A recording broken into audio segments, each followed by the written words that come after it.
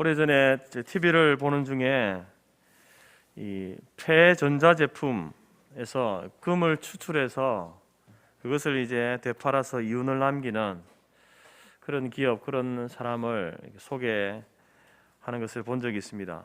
핸드폰이나 또 컴퓨터 안에 이제 기판이 있는데 그 기판 안에는 이제 소량의 금이 도금되어 있습니다. 그래서 그것을 이제 순도 99.9%의 금을 추출하기 위해서 여러 가지 공정을 거치면서 불순물을 제거하고 금을 추출해내는 겁니다. 금을 추출해내는 그 방법 중에 하나가 이 왕수를 사용하는 것인데, 이 왕수는 질산과 염산을 1대3의 비율로 적절하게 섞어서 만듭니다. 그리고 거기에다가 이제 도금 처리된 그 금속을 넣으면 섞여 있는 구리나 은이 분리되어지고 또 기타 여러 가지 불순물을 다 녹여내어서 결국은 남게 되는 것이 순도 99.9%의 금이 된다라는 것입니다. 그 양을 보니까 이제 500ml의 그 우유통에 있는 그 양의 이제 어떤 기판이나 또 칩들 이런 것들이 담겨져 있는데, 거기에서 이제 얻어내는 금이 겨우 0.6g 정도의 금을 이제 추출해내는 겁니다. 굉장히 작다라고 생각했는데, 그런데 이것을 자연에서 얻으려면은 수톤의 금광석이 있어야만 얻을 수 있는 양이다라는 것입니다. 이번 대강절과 성탄절을 지나면서 모든 사람들이 아마 생각할 겁니다. 정말 이 성탄의 절기에 참된 주인공은 예수님이신데, 예수님이 아닌 다른 불순물들이 많이 섞여 있다. 그래서 이 교회가 정말로 이 성탄의 주인공인 예수님을 회복하기 위해서는 바로 그 섞여져 있는 불순물을 다 제거하는 그러한 작업들이 필요하다라는 겁니다. 우리의 머리와 우리의 가슴에는요, 성탄절 하면 이미지화되어 있는 세상의 불순물들이 많이 섞여 있습니다. 물론 예수님이 있지만 그 예수님을 뒤덮고 있는 것은 세상의 많은 불순물들이다라는 겁니다. 여러분, 그 불순물이 있으면요, 이 복음이 능력을 발휘할 수가 없습니다. 복음을 가리고 있는 그 불순물 때문에 그 복음의 가치를 다르게 자랑하고 드러낼 수가 없다라는 것입니다. 그래서 우리는 우리의 가슴에, 우리의 머리에 새겨져 있는 이 성탄의 이미지들을 뜨거운 불로 가열해야 됩니다. 그래서 그 가운데 있는 모든 세상의 불순물들을 다 제거하는 일들이 필요합니다. 그것을 왕수에 넣어서 불순물을 녹여내야 합니다. 그렇게 할 때에 우리는 순도 100%의 복음을 만나게 되는 것입니다. 그 복음의 핵심은 바로 예수 그리스도 아니겠습니까? 바로 예수 그리스도를 만나게 된다. 참된 예수님을 만나게 된다라는 겁니다. 그러면 어떻게 하면은 복음 속에 이렇게 숨겨진 이 불순물들을 우리는 녹여낼 수 있을까요? 어떻게 하면은 순도 100%의 예수님을 만날 수 있겠습니까? 그건 다른 어떤 외부의 어떤 왕수 같은 그런 어떤 물질을 만들어서 거기 우리 안에 주입하는 것이 아니라, 바로 우리는 성경이 우리에게 선포하고 가르치고 있는 그 예수님이 어떤 분인지 지속적으로 배우는 것이 필요합니다. 지속적으로 그 예수님에 대하여서, 하나님에 대해서, 복음에 대해서 말씀을 듣는 훈련이 필요하다라는 것입니다. 여러분, 우리가 진짜를 알아야만 가짜를 분별해낼 수 있습니다. 무엇이 진짜인지 모르면 가짜가 무엇인지 분별해낼 수가 없다라는 것이죠. 그래서 오늘 우리는 2021년을 마무리하면서 복음의 핵심인 예수님은 누구신가? 예수님은 어떤 분이신가? 오늘 골로새 말씀을 통해서 함께 배우도록 하겠습니다. 오늘 말씀을 통해서 복음의 능력과 그 가치를 휩싸고 있는 세상의 불순물들을 다 제거하고 다시 복음으로, 다시 예수 그리스도로 돌아가는 귀한 시간이 될 수 있기를 간절히 바랍니다. 바울이 골로새 교회의 성도들에게 선포하고 있는 그 예수님은 어떤 분인가? 오늘 본문은 그것을 다양하게 표현을 하고 있지만 오늘 설교를 통해서는 세 가지만 여러분들에게 말씀드리고자 합니다. 첫 번째, 예수님은 우리를 흑암의 권세에서 건져내신 분이다, 이렇게 소개하고 선포하고 있습니다. 13절 말씀을 보십시오. 그가 우리를 흑암의 권세에서 건져내사 그의 사랑의 아들의 나라로 옮기셨으니 그 아들 안에서 우리가 속량 곧 죄 사함을 얻었도다 라고 말씀합니다. 어떤 사람이 물에 빠져서 허우적거리고 있습니다. 허우적거리다가 기진맥진하여 힘이 다 빠져서 이제 기진맥진한 상태로 죽어가고 있습니다. 그때 한 사람이 그 광경을 보면서 지나가고 있습니다. 그러면서 하는 말이 허허 안 됐구나, 저걸 어쩌나, 참 불쌍하구나, 이렇게 혀를 차면서 그냥 지나가는 겁니다. 그리고 또 한 사람이 오더니 이제 그 사람을 향해서 이렇게 이야기합니다. 이 사람은 어쩌다가 이 지경이 됐나, 그러니까 내가 조심하라고 했지 않나, 왜 내 말을 듣지 않아, 책망하면서 또 지나가 버리는 겁니다. 그리고 그 다음 사람은 그 광경을 보고 즉시 물속으로 뛰어들어가서 다 죽어가는 그 사람을 자기 목숨을 걸고 살려내는 것입니다.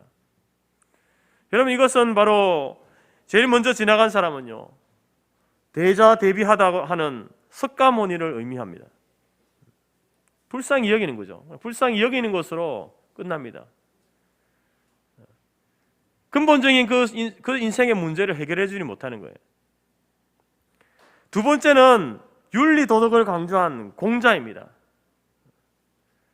그래서 자기의 가르침을 듣지 않았다고 책망하는 겁니다.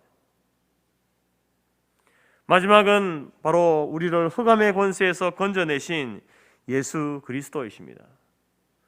단순히 불쌍히 여기는 것으로 그치지 않고 우리의 잘못에 대해서 책망하는 것으로 그치지 않고 물속으로 직접 뛰어들어서 그 물에 빠져있는 우리를 건져내어 주시는 분이 바로 예수 그리스도이시다라는 겁니다.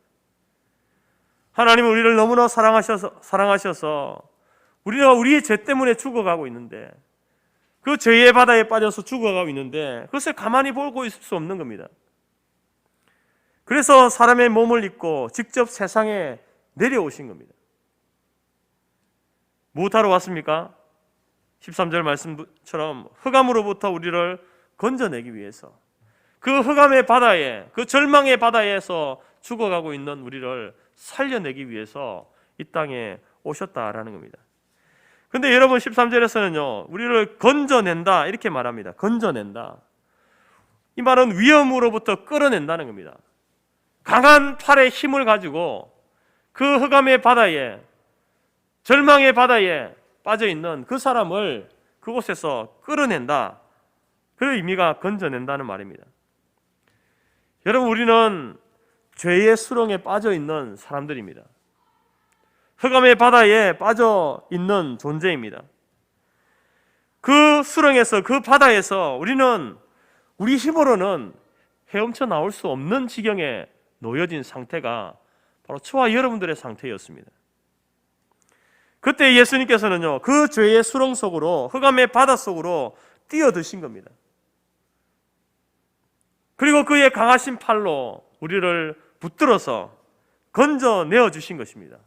이것이 바로 구원입니다.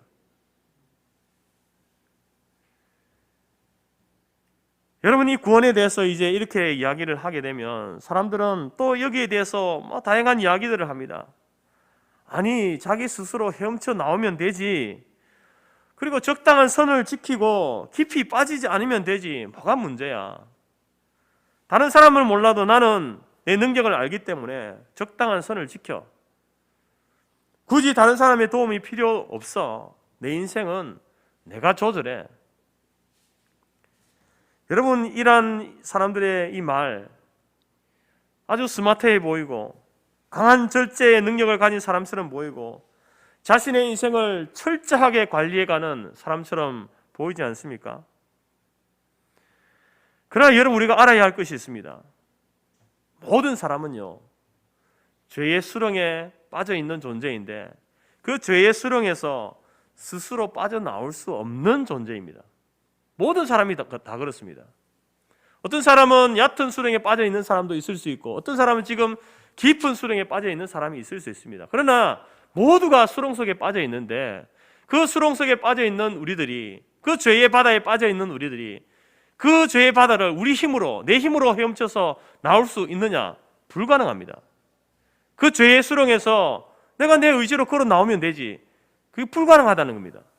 그런 존재가 바로 타락한 인생의 영적 상태입니다. 바울은 그러한 자신의 모습을 발견하고 나서 이런 고백을 합니다. 로마서 7장 15절에서 내가 행하는 것을 내가 알지 못하노니 내가 원하는 것은 행하지 아니하고 도리어 미워하는 것을 행함이라. 여러분, 하나님께서는요, 모든 사람들에게 이 도덕성이라는 것을 주셨습니다. 양심이라는 것을 주셨어요. 그래서 이 양심이 제 기능을 하게 되면요, 사람이 짐승과 같은 삶을 살지 않는 겁니다. 사람답게 사는 것입니다. 근데 여러분, 타락한 인생은 그 도덕성이나 양심이 시키는 대로 살지 못하는 겁니다. 지금 바울이 뭐라고 합니까? 자기가 원하는 것은 행하지 아니하고 도리어 미워하는 것을 행한다라고 이렇게 이야기합니다. 무엇이 옳은 일인지 알고 있습니다. 어떻게 해야 하는지도 알고 있습니다. 무엇을 자기가 원하고 행해야 하는지 알지만 죄로 타락한 인생은요, 그 원하는 것을 행할 능력이 없는 존재다. 알기는 알지만 그 원하는 것을 행하지 못한다라는 것입니다. 오히려 마음의 원과는 반대로 미워하는 것을 행한다. 처음에는요, 죄의 그 수렁도 얕은 곳이어서 내가 원하면 언제든지 나갈 수 있다라고 생각하지만 우리의 인생은요, 계속해서 그 수렁 속으로 조금 더 깊이, 조금 더 깊이, 조금 더 깊은 죄의 바다로 들어가는 것이 우리의 인생입니다. 그래서 결국은 거기서 비참하게 인생을 마감하게 되는 것이죠. 그 죄의 바다에 빠져서, 죄의 수렁에 빠져서 거기에서 인생을 마감하게 되는 존재다라는 겁니다. 그래서 여러분, 우리가 이 죄의 수렁에서, 우리를 그 허감의 바다에서 누군가 다른 힘이, 그 외부의 힘이 작용해야 되는 거예요. 그 강한 힘으로 우리를 끌어내지 않으면 우리는 살 수 없습니다. 그 힘이 누굽니까? 그 강한 힘으로 우리를 끌어내주시는 분이 바로 예수 그리스도시다라는 겁니다. 내가 거기에서 나올 수 없으니, 내가 거기에서 헤엄쳐서 나 스스로를 구원할 수 없으니, 그래서 여러분, 예수님께서 이 땅에 오신 것입니다. 바울도 이렇게 외치죠. 오호라, 나는 곤고한 사람이라. 이 사망의 몸에서 누가 나를 건져내랴. 사도 바울도 자신이 곤고한 사람이다. 이 사망의 몸에서 나를 건져낼 자가 누구냐? 예수 그리스도시다라는 것을 이야기하고 있는 겁니다. 성도 여러분, 예수님은 우리의 왕 되신 분입니다. 그분만이 강한 팔로 흑암의 포로에서, 그 권세에서 우리를 건져주시는 분이십니다. 오늘도 죄의 수렁에 빠져서, 흑암의 바다에 빠져서 정신 잃고 허덕이는 우리의 손을 잡아 일으키시고 건져 구원해 주시는 유일한 분이 예수 그리스도이심을 믿으시기 바랍니다. 오늘 바울은 고로스 교회 성도들에게 바로 그 예수가 바로 우리를 그 흑암의 바다에서 건져주신 구원자가 되신다라고 우리에게 선포하고 있는 겁니다. 두 번째로 바울이 고로새 교회와 성도들에게 선포하고 있는 예수님은 보이지 않는 하나님의 형상이다라고 이렇게 15절에 말씀합니다. 예수 그리스도는 보이지 않는 하나님의 형상이다. 그리고 이어서 뭐라고 합니까? 모든 피조물보다 먼저 나신 이시다, 이렇게 말합니다. 여러분, 이 말씀은요 굉장히 어려운 말씀입니다. 예수님이 보이지 않는 하나님의 형상이다. 모든 피조물보다 먼저 나신 자이다. 사실 여러분, 신학적으로도 이 말이 굉장히 복잡하고 또 다양한 주장들을 합니다. 그러나 여러분, 이 말씀을 한마디로 표현하면 이겁니다. 예수 그리스도는 하나님이시다. 이 말을 하고 있는 겁니다.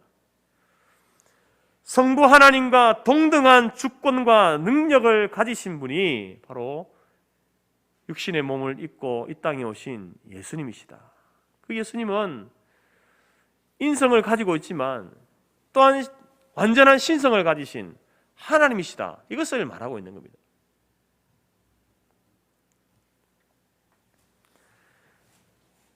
여러분, 바울이 골로새 교회를 향해서 예수님이 하나님이시다, 하나님과 동등한 분이시다 라고 이렇게 강조하고 있는 이유가 분명히 있습니다. 당시 골로새의 지역은요, 이제 이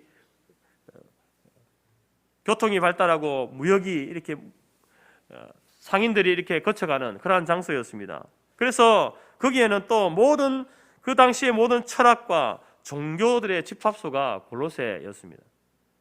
상업이 발전하면 그렇게 되는 겁니다. 그래서 이제 바울의 선교를 통해서 복음을 들은 사람들을 통해서 이제 골로새 교회가 세워졌는데, 그 교회 안에 이제 원래 이방인이었다가 다른 종교를 믿다가 개종한 사람들이 있습니다. 그런데 그 사람들 안에는 여전히 이방 철학이나 종교의 영향을 받고 있는 겁니다. 또 거짓 선생들이 교회 안으로 들어와가지고 이상한 소리를 짓거려대는 거예요. 그럼에도 불구하고 아직까지 기독교 교리가 명확하게 이렇게 정립되지 못했기 때문에 성도들이 쉽게 이단 사상에 넘어가는 겁니다. 그래서 사도 바울은 바로 이 오늘 본문에서 예수님이 어떤 분인지를 이야기하면서 이 소위 기독론이라고 하는 예수님은 어떤 분이신가에 대한 그 내용들을 정립하여서 선포하고 있는 것입니다. 여러분, 당시에 많은 이단들이 있었지만 가장 심각한 이단은 예수 그리스도에 대해서 또 그리스도를 믿는 믿음에 대해서 아주 시시하게 생각하는 그런 사람들이 있었습니다. 왜냐하면 기독교의 예수님은 그냥 그저 한 사람에 불과하다는 겁니다. 사람에 불과한 존재다는 겁니다. 그리고 그를 신으로 보는 사람들조차도 여러 신들 가운데에 저 아래에 있는 하급의 신이다, 이렇게 생각했습니다. 하나님을 믿기는 믿지만 하나님 위에는 더 높은 신이 계시고 창조주 하나님이나 예수님은 그보다 몇 단계 아래에 있는 신들 중에 하나다라고 생각하고 또 그것을 공경연한 사람들에게 이야기하고 가르치는 사람들이 있었습니다. 심지어 구원받는 것도 믿음으로 되는 것이 아니고 심오한 깨달음이 있어야 된다, 깨달음이 있어야 된다, 이렇게 이야기합니다. 뿐만 아니라 거룩하고 고상한 삶을 살아야 구원을 받는다, 이렇게 가르치고 생각하는 사람들이 있었습니다. 이처럼 바울은 고레서 교회 안에 있는 그 이단들의 그 주장에 맞서서 성도와 교회를 지키기 위해서 바로 우리 예수님은, 예수 그리스도는 최초의 신이고 최고의 신이고 모든 만물을 창조하시고 세상의 모든 것을 주관하시는 하나님이시다라고 이렇게 선포하고 있는 겁니다. 여러분, 성경에서는요, 이 창조주 하나님을 어떻게 표현하냐면 만왕의 왕이시다, 이 왕이라는 이 단어로 표현을 합니다. 여러분, 성경에 천지를 주관하시는 하나님, 그 하나님의 형상으로 이 땅에 오신 그 예수님을, 왕 대신 예수님을 표현할 때에 인간의 언어로 표현할 수 있는 단어가 없는 거예요. 그래서 이 왕이라는 단어를 선택해서 표현하고 있는 겁니다. 그래서 우리가 예수님은 만왕의 왕이시다 라고 여러분 기록되어진 성경을 볼 때에 우리는 무엇을 생각하게 됩니까? 예수님은 하나님이시구나, 예수님이 하나님이시라고 이렇게 이야기하고 있구나 라는 것을 우리가 알아야 된다는 겁니다. 여러분, 그 하나님은 전능하신 분이십니다. 능력이 많으신 분이십니다. 앞서 말씀드린 것처럼 우리를 그 죄의 구렁텅이에서 강한 능력의 팔로 붙들어서 건져주시는 분이시다라는 겁니다. 그래서 그 살아계시고 죽음을 이기신 전능한 왕이신 예수님이 내 곁에 있는 한 여러분 우리는 이 땅을 살아가면서 사실 아무것도 염려할 이유가 없는 겁니다. 그 강한 능력 있는 전능하신 분이 내 편이 되어주시는 거예요. 내 옆에 계시는 거예요. 그런데 우리가 뭘 두려워하고 무엇을 염려하겠습니까? 그러나 여러분 우리는 연약한 육신을 가지고 있는 사람들 아닙니까?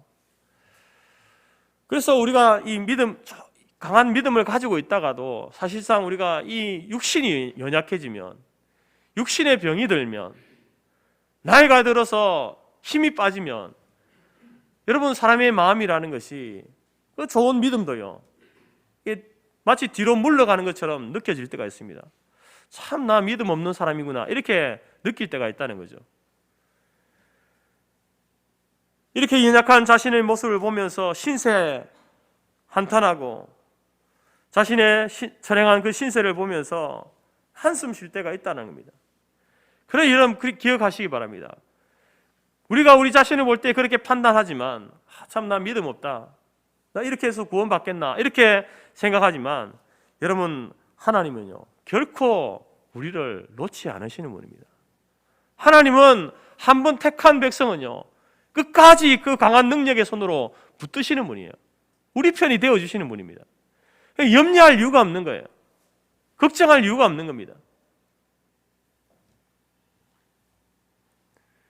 그래서 사도 바울은 이렇게 이야기합니다. 누가 우리를 그리스도의 사랑에서 끊으리요? 환난이나 곤고나 핍박이나 기근이나 위험이나 칼이라 모든 일에 우리를 사랑하시는 이로 말미암아 능히 이기느니라.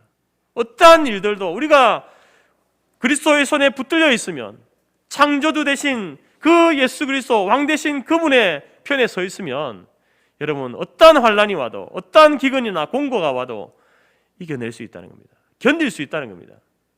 능히 이기게 하신다라는 겁니다. 죄와 사망으로 죽을 수밖에 없는 우리들, 흑암의 권세 아래에 있는 우리를 구원하기 위해 오신 예수님은 하나님의 형상 자체 하나님이십니다. 예수 그리스도가 하나님이심을 믿으시기 바랍니다. 단순한 여러분 훌륭한 선생님이 아닙니다. 선지자 중에 한 사람이 아닙니다. 하나님과 동등한 주권과 권세를 가지신 분이십니다.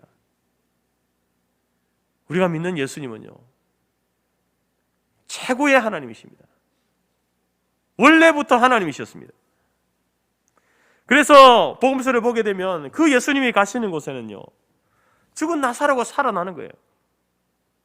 나인성 과부의 그 아들도 살아나고 야이로의 딸도 살아나는 생명의 역사가 있는 겁니다.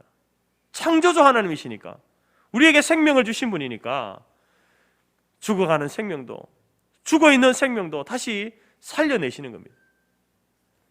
문둥병자도 고침받고 38년 된 중풍병자도 일어나고 소경도 눈을 뜨는 놀라운 일들이 일어나게 되는 겁니다. 그래서 우리 아까 장로님도 기도하셨지만 정말로 2022년에는 정말 우리 교회 가운데에 육신적으로 연약하고 고통받고 있는, 질병으로 고통받고 있는 모든 성도들이 창조주 되신 그 하나님의 능력의 팔로 붙들림바 되어서 그 모든 질병 가운데 치유와 회복의 은혜가 있기를 간절히 바랍니다. 죽은 자도 살리신 하나님이 여러분 우리의 육체의 이 질병 하나님이 못 고치시겠습니까? 그래서 여러분 우리가 간절하게 하나님의 그 능력의 손으로 나를 고쳐주십시오, 나를 살려주십시오, 나를 회복시켜 주십시오, 여러분 그렇게 믿음으로 기도할 수 있기를 바랍니다. 하나님께서 바로 그러한 기도 가운데에 응답하실 줄 믿습니다. 더 나아가서 우리 예수님께서는요 예수님이 있는 곳에는요 마귀가 떠나가는 거예요. 마귀가 도망가는 거예요. 군대 귀신이 두려워서 그 돼지 속으로 들어가서 몰살당하는 그러한 일들이 있는 겁니다. 이러한 권위가 있으신 분, 능력이 많으신 분이 바로 우리 예수님이시다라는 겁니다. 오늘 16절 이하에도 보게 되면 만물이 그에게 창조되되 천지에 있는 보이는 모든 것들과 보이지 않는 것들 만물이 다 그로 말미암고 그를 위하여 창조되었다라고 말씀하고 있습니다. 여러분, 예수님은요 전능하신 창조주 하나님과 동등하신 분이십니다. 그 예수를 믿음으로 말미암아 여러분 2021년이 그랬던 것처럼 2022년에도 그 예수 그리스도의 그 능력을 덧입어서 우리가 또 2022년을 살아갈 수 있는 우리 모두가 될 수 있기를 간절히 바랍니다. 세 번째로 바울이 골로새 교회와 성도들을 향해서 가르치고 있는, 선포하고 있는 예수님은 교회의 머리가 되시는 분이다 라고 이렇게 이야기합니다. 우리는 그 그리스도의 몸이 되는 존재이고요, 그리스도께서는 그 몸의 머리가 되신다라고 이렇게 이야기합니다. 여러분, 머리와 몸은 붙어 있죠. 그래서 사실상 이제 이 그리스도께서 교회의 머리가 되신다는 건요, 우리와 한 몸이다라는 그 말입니다. 예수님은 교회와 한 몸을 이루고 있는 분입니다. 예수님은 성도 한 사람 한 사람과 한 몸을 이루고 있는 분입니다. 그래서 여러분, 이 그리스도께서 교회의 머리가 되신다, 우리의 머리가 되신다라고 할 때는요, 그게는 아주 특별한 의미들이 있습니다. 중요한 세 가지 의미들이 있는데요, 첫 번째는 뭐냐면은 바로 예수님께서 교회의 머리가 되신다는 말은 생명을 공유하는 유기적인 관계다라는 겁니다. 교회와 예수님은 생명을 공유하는 관계입니다. 교회와 성도는요, 예수님과 성도는요, 그 생명을 공유하는 성도입니다. 누구의 생명요? 예수님의 영원한 생명을 우리에게 주시는 분이다라는 겁니다. 여러분, 사람들은 모두가, 모든 피조물들은 다 유한합니다. 하루를 사는 하루살이에서부터 100년을 사는 인간의 일까지 여러분, 그런 시간을 살아가지만 모두가 유한한 거죠. 시간에 제약이 있습니다. 영원하지 못합니다. 그 유한한 생명을 가지고 있는 우리가 영원한 생명을 가지게 될 수 있는 것은 그리스도와 연합하는 것입니다. 그리스도를 머리로 인정하고 우리가 그의 몸이 되는 것, 그의 지체가 될 때에 그리스도께서 가지고 계신 그 영원한 생명을 우리에게 부어주시는 겁니다. 우리에게 나눠주시는 거예요. 그래서 여러분, 우리는 유한한 생명을 가지고 있는 존재이지만 영원한 생명을 가질 수 있는 그러한 존재가 되는 거예요. 예수님이 교회의 머리가 되신다는 말은 그 예수님의 영원한 생명을 우리에게 나누어 주시는 분이시다라는 의미입니다.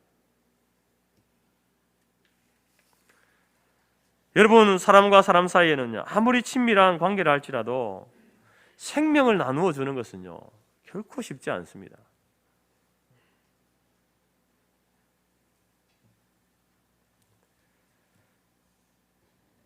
그것도 영원히 죽지 않는 영원한 생명을 나누어 받는다라는 것은요, 엄청난 혜택 아닙니까? 온 천하를 다 주고도 얻을 수 없는 영원한 생명을 바로 우리의 머리 되시는 그리스도께서 저와 여러분에게 주셨다라는 겁니다. 우리는 그 생명을 누리고 있는 존재입니다. 왜요? 그리스도를 머리로 모시고 있으니까. 우리는 그분의 몸이고 지체이기 때문에 바로 그러한 몸된 지체된 우리들에게 그 생명을 나누어 주시는 겁니다. 그 생명의 혜택을 우리가 누리고 있다라는 것입니다. 생명만 아니라 우리의 생명에 필요한 모든 것들을 머리로부터 공급을 받는다라는 겁니다. 여러분, 그리스도가 교회의 머리 되심에 대한 이 의미가 무엇인지, 우리에게 그것이 어떤 의미인지 다시 한번 여러분 깨닫고 확인하시기 바랍니다. 또 두 번째로 머리 되신다는 말은요, 바로 그리스도께서 우리를 다스리는 분이다라는 겁니다. 여러분, 우리가 이 팔다리 사지가 움직여지고 오장육부가 움직여지는 것은요, 이 머리가 시켜서 하는 거죠. 머리에 이 명령을 받아서 움직입니다. 그래서 이 몸이 머리에 그 명령을 받아서 그것을 잘 수행하면요, 그 사람은 건강한 사람입니다. 근데 머리가 명령을 내리는데도 몸이 그것을 잘 수행하지 못하면 그 사람은 지금 병들어 있는 거예요. 병든 몸입니다. 교회는 바로 그리스도의 명령을 따르는 사람들이 모인 곳입니다. 주의 말씀대로 움직이는 곳이 바로 교회이고 성도라는 말입니다. 왜 그렇습니까? 바로 머리 대신 그 주님께서 우리에게 명령을 하시는 거예요. 말씀으로 명령을 하십니다. 그러면 지체된 우리들은 어떻게 해야 됩니까? 건강한 지체라면 어떻게 해야 되겠습니까? 그 말씀대로 따라 움직이는 것이 지체된 당연한 도리라는 겁니다. 그것이 건강한 지체의 몸의 모습이다라는 것이죠. 바로 교회가 그러해야 하고 성도가 그러해야 한다라는 것입니다. 그래서 모든 성도들이 그리스도의 명령에 말씀에 일사불란하게 움직일 때에 그 교회가 여러분 건강한 교회입니다.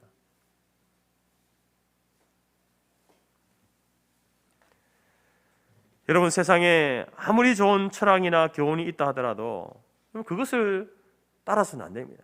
그것은 우리 머리 대신 주님이 우리에게 명령하신 것이 아니거든요.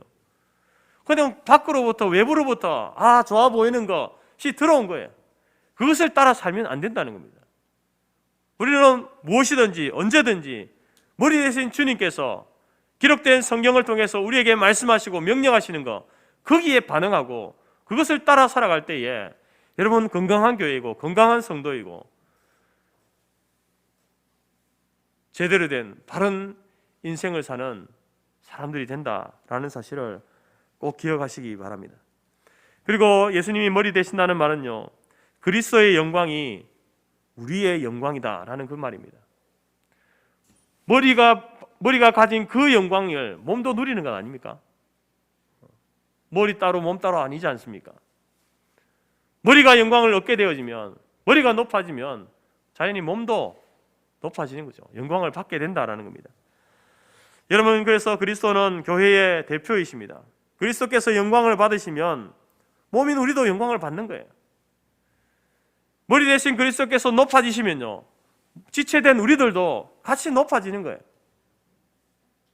그래서 교회는요, 성도들은요, 어떻게 해서든지 그리스도께서 영광을 받으시도록, 그리스도께서 높아지도록 해야 하는 존재가 바로 교회이고 성도들입니다. 저와 여러분들이라는 거예요. 내가 높아지려고 하는 것이 아니라 어떤 일을 하든지 무슨 일을 하든지 어떤 말을 하든지 어떤 행동을 하든지 그리스도가 영광을 받고 그리스도가 높아지도록 하는 것. 왜 그렇습니까?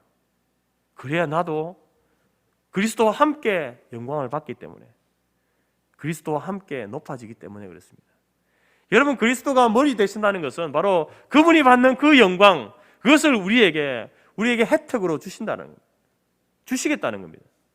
그 말씀을 하고 있는 거예요. 여러분, 유럽과 미국과 그리고 한국 교회를 망치고 있는 신학 사상이 있는데 소위 자유주의 신학이라는 겁니다. 여러분, 이것은 뭐냐면은 성경을요, 자기 마음대로 해석하는 거예요.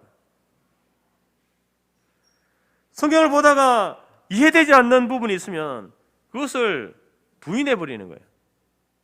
그리고 자기가 옳다고 생각하는 것만 믿으려고 하는 것, 이게 자유주의 사상입니다. 예수님의 부활 이해되지 않죠? 어떻게 사람이 이것을 이해할 수 있습니까?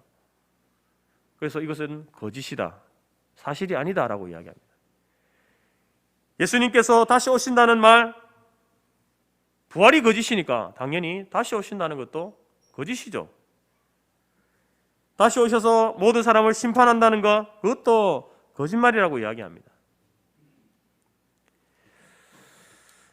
여러분, 이러한 사람들이 밖에서 그런 말을 하든지 말든지 신경하면은 신경을 안 쓸 텐데, 근데 지금 골로새 교회는 어떻다는 겁니까? 교회 안에 들어와서 그렇게 이야기하고 있다는 겁니다. 교회 안에서. 근데 이 시대의 교회가 그렇습니다. 이 시대에 신학 교수라는 사람들이, 목회자라는 사람들이 이런 말을 하고 있는 거예요. 교회 안에서. 왜 교회 안에 들어와서 이런 말을 합니까?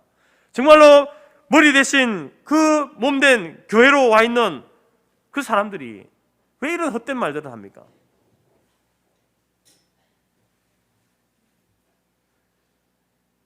하나님의 말씀인 기록된 성경의 말씀, 모든 성경의 말씀을 믿는 것은요, 몸된 교회의 당연함입니다.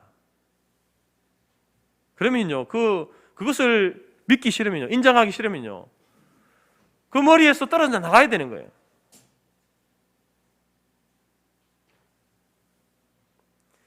마지막 시대에 수많은 이단들과 거짓 선생들, 적 그리스도들, 그들이 교회 내에 침투해서 몸된 교회를 병들게 할 겁니다.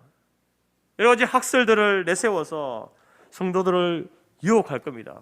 세상의 철학과 종교로 사람들을 미혹할 겁니다. 여러분, 그때에 누가 뭐라고 하더라도, 어떤 말을 하더라도 그것을 거부하고 오직 기록된 성경의 말씀, 그 말씀을 믿음으로 말미암아 우리의 머리 되시는 그리스도께서 영광 받으시도록 하는 저와 여러분이 될 수 있기를 간절히 바랍니다. 여러분, 우리가 이제 살아가면서 이러한 일들이 많을 겁니다. 성경과는 다른 것들을 가르치는 사람들이 많이 일어날 겁니다. 아주 매력적으로, 아주 심플하게 그렇게 가르칠 때에 그것이 성경과 비교했을 때에 성경을 벗어나는 것이라고 한다면요, 그가 누구라 하더라도 그것을 거부할 수 있는 용기가 있어야 됩니다. 우리는 머리 대신 예수님께서 말씀하신 것, 오직 기록되어진 성경의 말씀, 이것만이 진리라고 믿는 사람들입니다. 그렇게 그리스도를 높일 때에 여러분, 우리가 높임을 받는 거예요. 그렇게 그리스도에게 영광을 돌려드릴 때에 교회가 그 영광을 함께, 그 혜택을 누리게 되는 것이고 성도들도 그 영광을 누리게 된다라는 것입니다. 여러분, 오직 예수 그리스도, 오직 성경에 기록되어진 이 예수 그리스도를, 그분이 성육신하시고 고난당하시고 십자가에 죽으시고 부활하시고 또한 승천하시고 다시 오시겠다라고 하신 이것, 우리 머리로 이해되지 않는다 할지라도 성경이 그렇게 말씀하시고 성경이 그렇게 기록하고 있기 때문에 아멘, 믿습니다. 여러분, 이러한 믿음이 저와 여러분 가운데 있기를 간절히 바랍니다. 영국의 산부인과 의사였던 제임스 심프슨이라는 사람이 있습니다. 이 사람이 창세기 2장 27절의 말씀, 여호와 하나님이 아담을 깊이 잠들게 하시니 잠들매 그가 그 갈빗대 하나를 취하여 살로 대신 채우시고, 이 말씀을 읽고 나서 어떻게 하면은 이 사람들을 수술할 때에 그 환자의 고통을 잊게 할 수 있을까? 거기에 대해서 이제 연구하고 매달렸습니다. 하나님이 그렇게 하셨잖아요. 깊이 잠들게 하셔서 그래서 갈빗대 하나를 취해서 하와를 만들었지 않습니까? 그러다가 이 사람이 여러 가지 용도로 널리 쓰이던 클로로포름이라고 하는 것에 대해서 듣게 되어지고 그것을 이제 마취제로 사용하는 데 성공하게 됩니다. 마취제를 발견하게 된 거죠. 그래서 그는 위대한 의사로서 또한 과학자로서 사람들에게 자기의 이름을 널리 알리게 되어집니다. 어느 날 친구가 그에게 찾아와서 이렇게 묻습니다. 지금까지 네가 발견한 것들 가운데에 가장 놀라운 것이 무엇이냐라고 이렇게 물었습니다. 마취제 그것을 이제 염두에 두고 물었겠죠. 정말 위대한 발견 아닙니까? 근데 이 심슨은 주저하지 않고 이렇게 말합니다. 내가 지금까지 발견한 것 중에서 가장 위대한 것은 바로 그리스도를 발견한 것이야.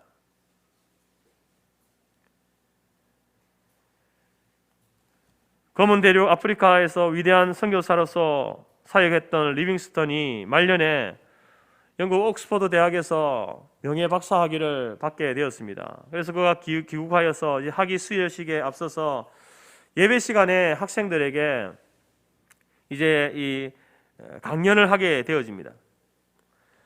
그 아프리카에서 여러 차례 죽을 고비를 넘기면서 이제 살았던, 사역했던 자신의 경험을 이야기할 때에 자기 오른판이 바로 이 사자의 공격에 불구가 되어 있었기 때문에 그것을 보고 있는 그 청년들은요, 학생들은요, 그 말에, 그 진지하게 그 말에 귀를 기울이고 있었습니다. 연설이 다 끝나고 난 다음에 한 학생이 손을 들고 일어나서 묻습니다. 그렇게 힘든 아프리카에서 생활을 잘 견디고 이길 수 있었던 비결이 무엇입니까? 라고 물었습니다. 그러자 리빙스턴은 이렇게 대답했습니다. 나에게 있어서 비결은 아무것도 없었습니다. 그저 세상 끝날까지 너희와 항상 함께 있으리라고 하신 예수님의 말씀과 그분의 십자가가 나를 끝까지 붙들어 줬을 뿐입니다. 여러분, 우리가 우리의 인생을 살면서 우리의 지나온 삶을 돌아볼 때에 여러분, 거기에는요 많은 불순물들이 있습니다. 그러나 우리가 말씀에 더욱더 집중하고 하나님께 더욱더 집중하여서 정말로 우리의 인생을 돌아보았을 때에 거기에 여러분 오직 예수 그리스도만 남아있으면 좋겠습니다. 다른 불순물이 끼어있는 그런 예수님이 아니라 정말로 성경에서 우리에게 약속하시고 말씀하시고 선포하셨던 그 예수님, 그 예수님만 기억되어지고 그 예수님만 드러나는 우리의 인생이 되었으면 참으로 좋겠습니다. TV가 만들어낸 예수가 아니라, 도덕책에서 제시하는 그런 예수가 아니라, 이단들과 자유주의자들이 말하는 예수가 아니라 오직 성경에 기록되어져 있고 전체 66권 성경이 일관되게 말하고 있는 그 예수가 우리의 삶을 통해서 드러날 수 있기를 바랍니다. 그 예수님을 믿는 저와 여러분이 될 수 있기를 간절히 바랍니다. 예수님은 흑암의 권세에서 우리를 건져내신 유일하신 구원자이십니다. 예수님은 하나님의 형상을 지닌 하나님과 동등한 주권과 권위를 가지신 하나님이십니다. 우리 예수님은 만물의 으뜸이 되시고 교회의 머리가 되신 이 분이십니다. 이 예수님을 믿음으로 말미암아 우리 안에 있는 불순물들, 거짓된 사상, 철학들, 교훈들, 이단 사상들, 비성경적인 어떠한 이데올로기, 이념들을 다 제거하고 녹여내어서 순도 100%의 복음을 믿고 순도 100%의 예수 그리스도를 믿는 저와 여러분이 될 수 있기를 간절히 바랍니다.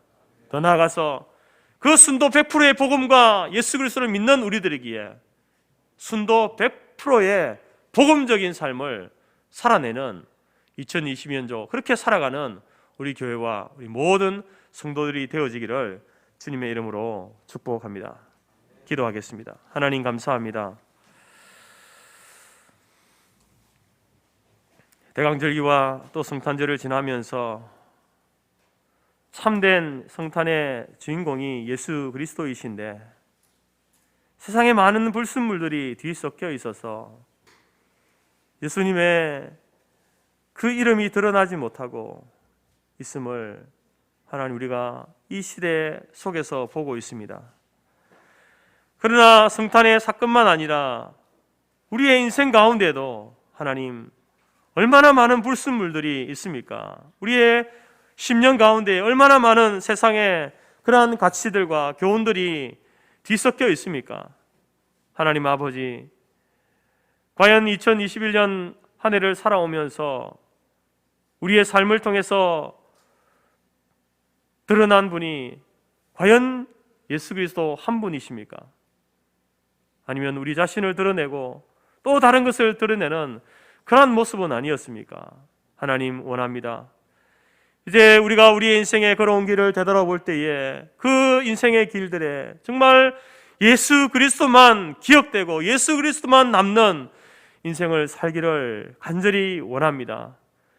불순물, 이 세상에 뒤죽박죽 섞여 있는 그러한 복음이 아니라, 그러한 예수님이 아니라 순도 100%의 복음, 순도 100%의 예수 그리스도를 믿고 또한 순도 100% 복음적인 삶을 살아낼 수 있는 우리 교회와 모든 성도들이 될 수 있도록 하나님 도와주옵소서. 2021년도를 예수 그리스도와 함께 마무리하고 또 새롭게 시작하는 2022년도도 순도 100% 예수 그리스도와 함께 시작하는 한 해가 될 수 있도록 인도하여 주옵소서. 예수님의 이름으로 기도드립니다. 아멘.